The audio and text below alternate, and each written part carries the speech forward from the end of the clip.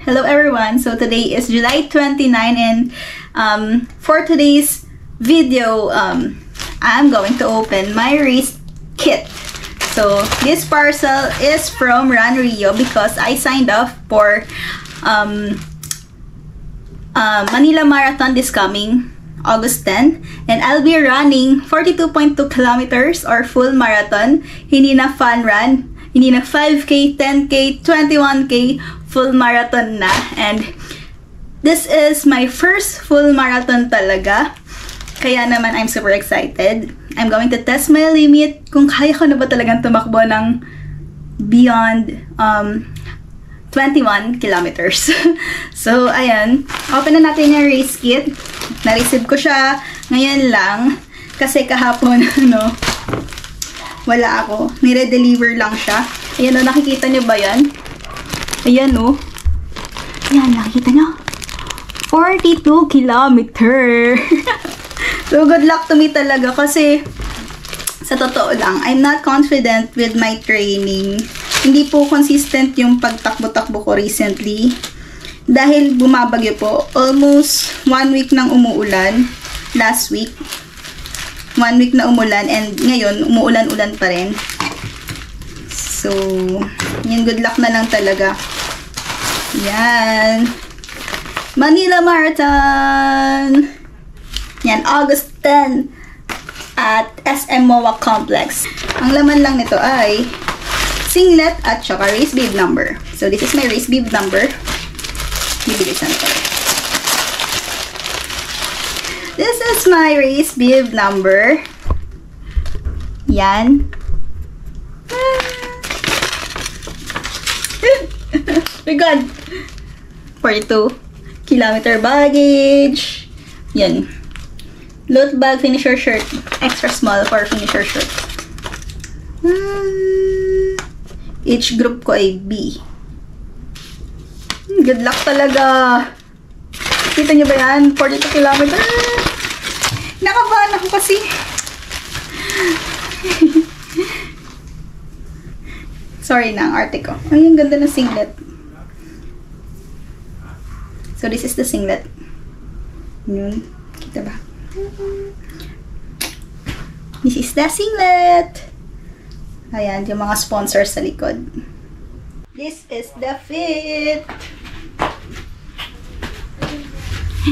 So, good luck to me talaga. I'm super excited.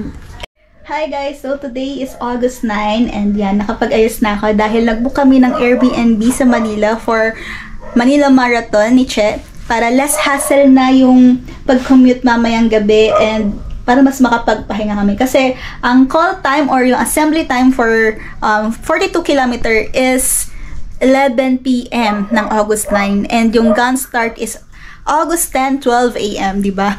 So, baka mamaya mahirapan pa kami mag-commute. Kaya naman, nag-book na lang kami ng Airbnb. So, alis na ako, guys.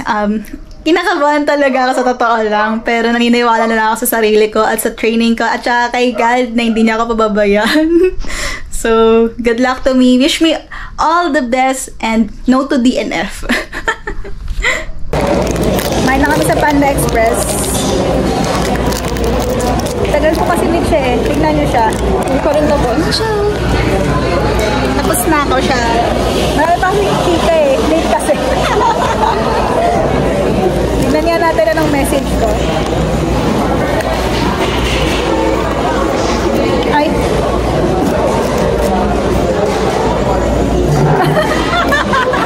Uy, wag daw sabihin. Pero wait lang. Hindi ko to. Isa lang. Isa lang. Bali mo tayo yung adbar.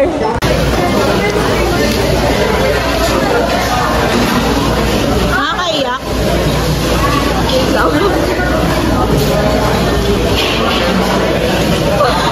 Para sa'yo. Ay, we. Ano mabasa? Very timely. Yun nga. Yun sa akin naman. Sige, sabihin ko na nga. Traffic.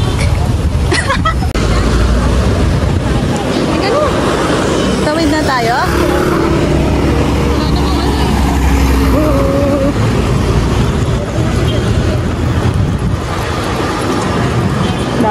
Airbnb namin. Wow, penthouse.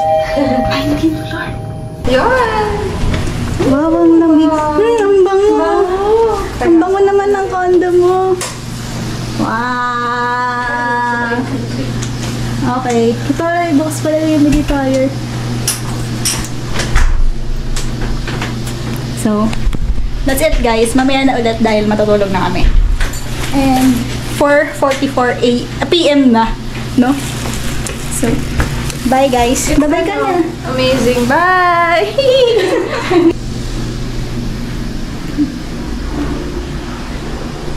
Uy!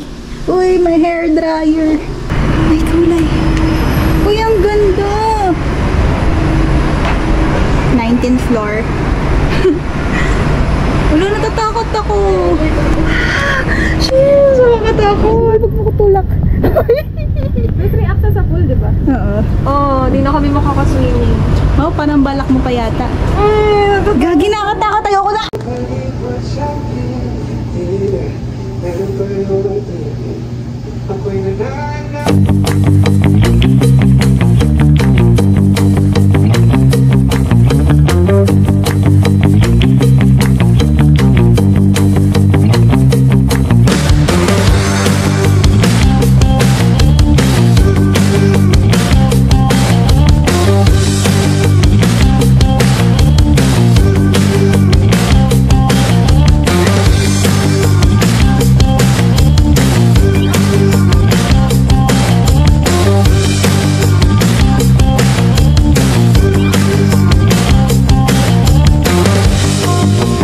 Lalakad na po kami. Punta na kami college. Iba na namin gamit namin. And medyo nahihiya po ako kasi safe din namin. Kasi nga ayaw namin ng hassle and bustle. Sabi kasi 11 PM eh. 10:32 na. Oh.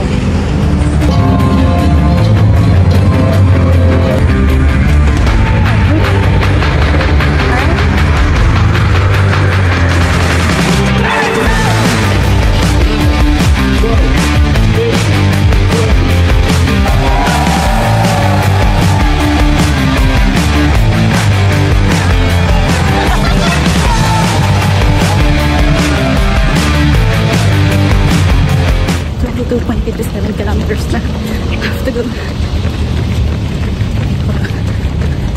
It's currently 2 hours and 43 minutes. Medyo nahirap na sa breathing.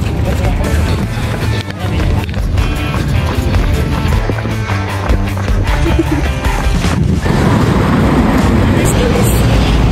We've got this one.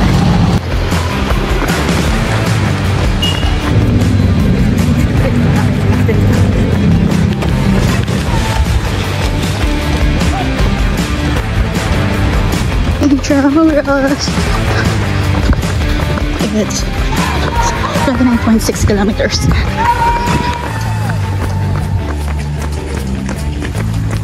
I have 12 kilometers to go. It's 3:43 AM. Let's do this. Let's go!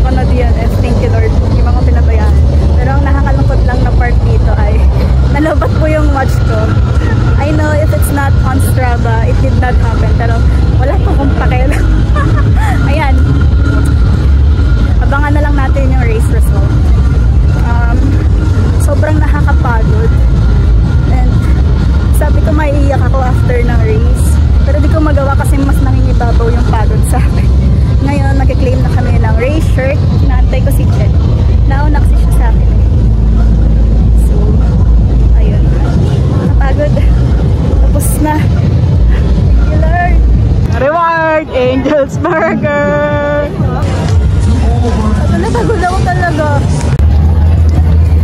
Masapit. Grabe naman yung sumasong naman yan. Ako, pwede na ako kumain ng mga hindi ko nakain. Sabi ko, pinuno nga ni Kuya. Hindi ko na kaya maglakad, parang baldado na. Sub 5 pa. Galing mo nga eh. Hindi naman sub 5 hours ulit. Galing nga. Sub 5 yun. Baliw ka ba? Ako 5:30. Kung hindi niya pa sinabi, hindi ako tatakbo dun sa, ano yun, 5:29 na eh. 6 seconds. Support na iba, no? Galing na. Nangakot ako ng supporters mo eh. Parang artista ka mga.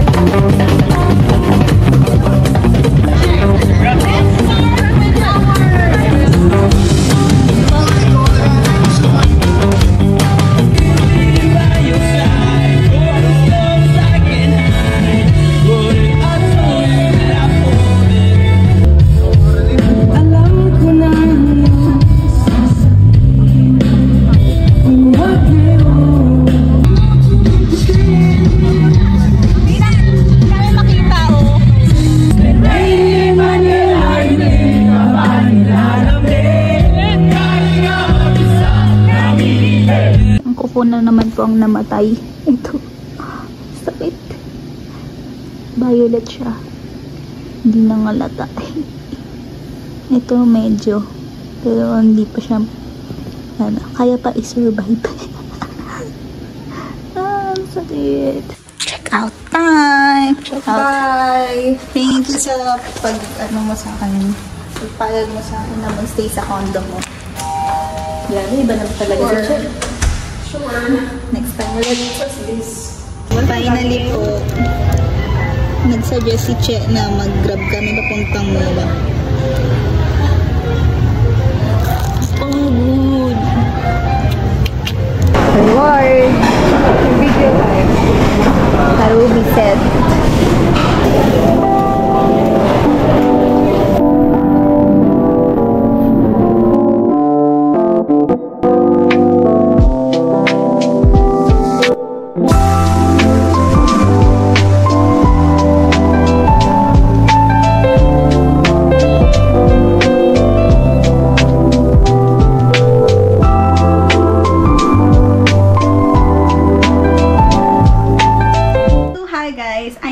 Today is August 12. Ito na yung continuation nung Manila Marathon namin. I wasn't able to vlog right after namin kumain sa Yakiniku Like dahil umuwi din kami agad kasi ang gusto lang namin gawin after ng marathon is magpahinga. Nag-late lunch lang kami sa Yakiniku Like. It was mga past 1 na din nung nag-lunch kami dahil ang haba ng pila dun. And worth it naman, so i-try na dun kumain. For this vlog, I just want to share with you the inclusions and some of my experiences during my first marathon. So, let's go! First inclusion, yung loot bag. Ang laman lang nito ito. Tinanggal ko na sa bag kasi nahirapan ako. Coffee, salon pass, yung mga vouchers, Gugel, may gamot din, Yoset, deodorant. Hindi nawawala ang deodorant sa mga inclusion ng running event. Fresh formula.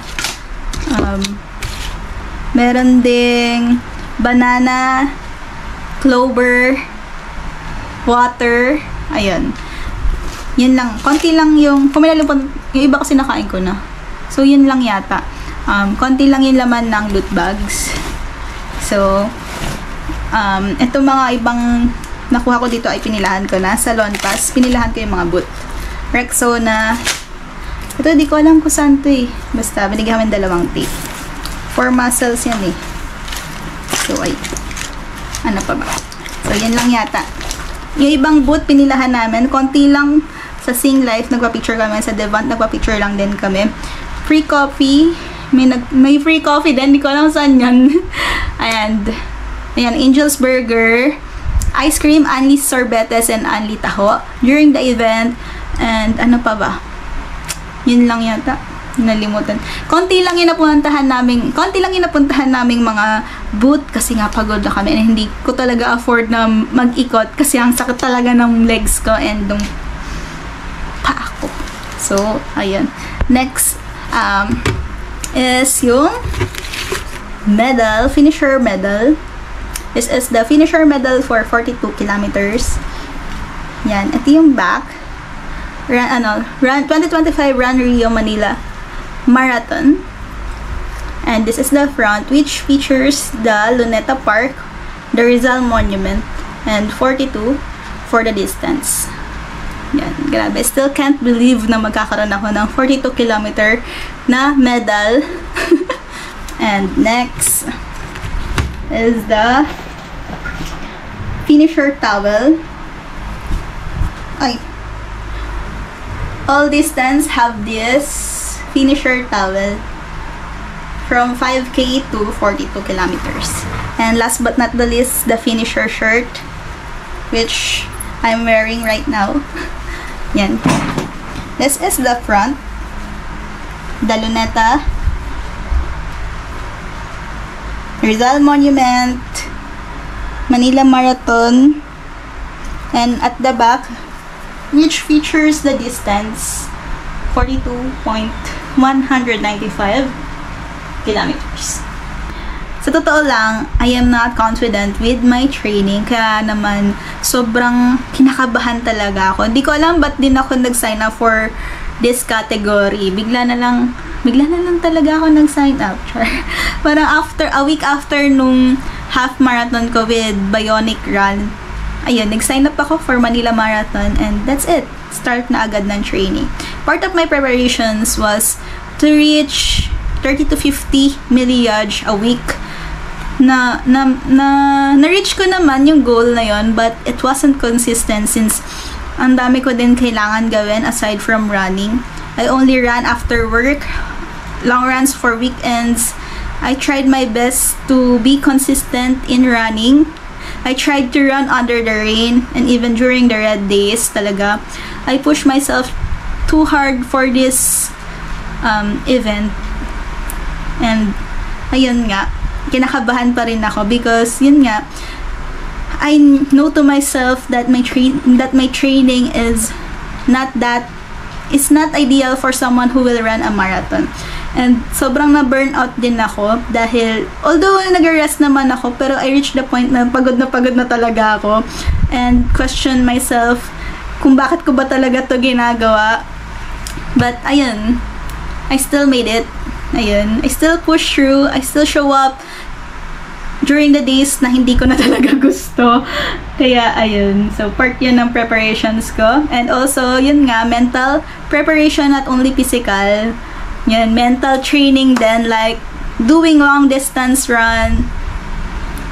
Kahit mag-isa ako. And, masasabi ko talaga na yung training ko, the whole marathon training is purely and mostly mental training talaga kasi I trained alone. I coached myself talaga. Kaya, ayun, I'm so proud of myself na nakayanan ko talaga tong marathon training na to. Yung running a marathon on the day itself is okay for me, but yung marathon training, the whole preparation, yun yung mahirap for me. So, kaya naman, sabi ko sa sarili ko, after talaga ng marathon na to, magpapahinga muna ako. Tatakbo pa rin, pero, ayun nga, papahinga, matutulog, alam niyo yun, ganun. I will share with you my Manila Marathon experience as someone who ran her first marathon. Ayun na nga, for my first 10 kilometer, okay pa ako dito. Straight run siya. Pacing dito is 7. Basta hindi bababa sa 7. Maintain lang yung pacing at that time. And nag-hydrate kami kapag hydrate, and we only stop kapag may hydration stations. And nag-take na din ako ng gels ko kasi hindi ko na kaya. Ayoko naman na dumating sa point pa na nahihilo na ako or nanghihina na ako before I take my gel. So, kailangan ko na siyang i-prevent. On the 15 to 20 kilometers, dito medyo nahihirapan na ako. Nahirapan ako huminga, hindi ko alam. So, baka baka mali na yung breathing ko. Since yun nga, hindi naman ako nakapag long distance a week before the race. So, yan. very wrong. And, ayun, nag-stop na ako or nag-start na akong run walk ng 21 kilometers and naghiwalay na din kami ni Che. So, from 1 kilometer to 20 kilometers, this is my first time to run straight from such a long distance talaga. And kinaya ko naman. And dito, medyo nagkakaroon ako ng strength kasi takbo ko na yung kalahati. So, yung mindset ko, kalahati na lang. So, from 21 to 30 kilometers, ayan, mag-isa na lang ako and ine-enjoy ko na ito na yung view yata ng Rizal Park, Intramuros, dito na yata yan. Jones Bridge, yan. So, did you know that I ran the entire marathon ng walang earphone? So, dito, mas na-test talaga yung mental health ko. Ayun. Kung paano ko i-push yung sarili ko sa mga panahong nahihirapan na ako. So, ayun. So, from 31 to 40 kilometers, yan. Yung 36 mark, doon na namatay yung watch ko. So, ayun.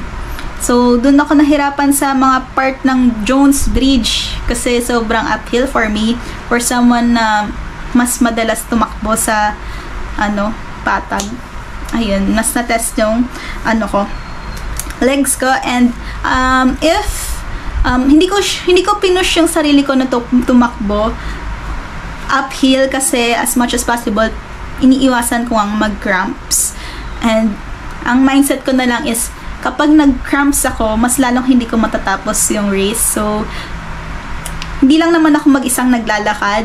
Kaya naman, brisk walk lang during uphill, dun sa mga bridge, dun, naglakad lang ako. And one time lang yata akong tumakbo. Ayun.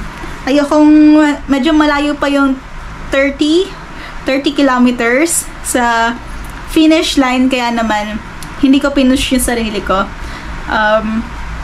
So, when I reach the 42, yung medyo malapit na, pero yung mindset ko, malapit na, pero malayo pa din, ganon. Ang layo pa rin kahit I'm so close to finish line. Yung utak ko parang, ayoko na, pasuko na ako talaga. Pero I need to push through kasi ang lapit na, konti na lang. So, run, walk.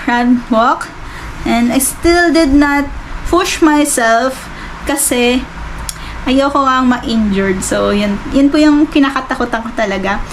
So, luckily, I was able to finish the race within 5 hours and 30 minutes. Ang official time ko yata is 5 hours and 29.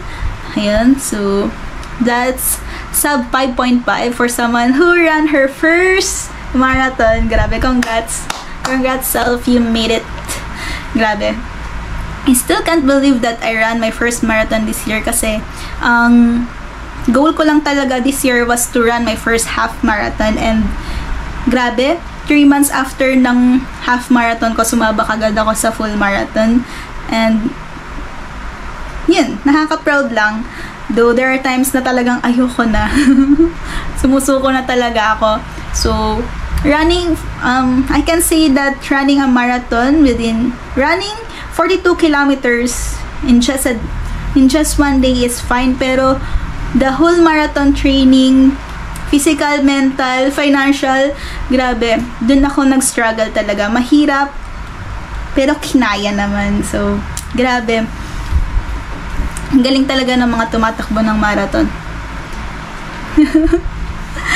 I don't know what to feel right now. Gusto ko lang magpahinga and ayun. Kapag nititigan ko talaga ito, grabe. I made it. So, ayun. Ano ba ang sasabihin ko? Na it was fun. Grabe yung fulfillment right after the race. Parang when people see you wearing race bib ng 42 kilometer, wearing 42 kilometer medal, grabe, everyone are congratulating you. Grabe yung respect nila sa someone na who ran a 42 kilometers nung araw na yan. So, grabe. I told myself before na during trainings, I always say that na maiiyak ako or baka maiyak ako kapag na-reach ko yung finish line, but then hindi ako naiyak kasi nangingibabaw yung pagod sa akin and nangingibabaw din yung saya kasi kinaya ko siya. So, hindi ko talaga ma-imagine, kaya naman takot na takot ako before the race, kinakabahan talaga ako.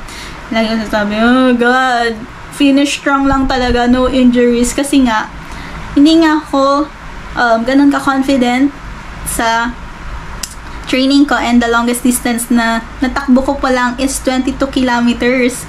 So, ang tatakbuhin ko po ay 42 kilometers. So, grabe, hindi ko talaga siya in-expect. But I still made it. So, if you want something talaga, work for it, work hard for it, train for it, and maniwala ka lang kasi hindi ka nag-iisa. Thank you, Lord, for this. That's it, guys. Ultramarathon.